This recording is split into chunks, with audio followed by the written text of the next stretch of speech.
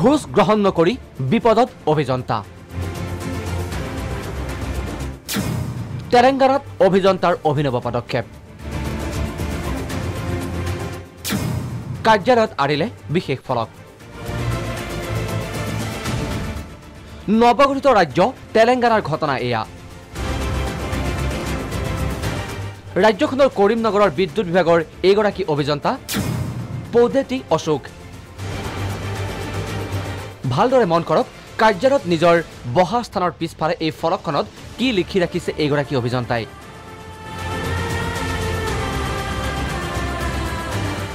প্ৰকৃততে অতি সততাৰে কাম কৰা অশোক হতাশাত ভুগিছে ঘুষখোৰ কৰ্মচাৰী তথা ঠিকাদাৰৰ পৰা। কিয়নো অশোক কৰ্মৰত বিদ্যুৎ বিভাগৰ কাৰ্যালয়টোত বিভিন্ন কামৰ বাবে ব্যাপকভাৱে চলি আহিছে ঘুষ লেনদেনৰ। কিন্তু এইসকলৰ বিপৰীতে কোনো পধ্যেই ঘুষ ল'বলৈ ৰাজি নহয় অভিযন্তা পদ্ধতি অশোক, যাৰ বাবে কাৰ্যালয়টোৰ আন কৰ্মচাৰী তথা ঠিকাদাৰসকলে বিভিন্ন আহুকালৰ সৃষ্টি কৰি আহিছে অশোকৰ বিৰুদ্ধে।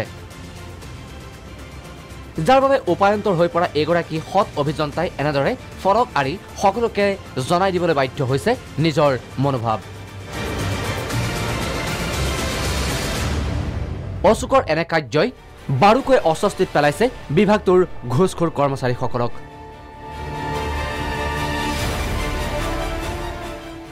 National desk, vision Prag.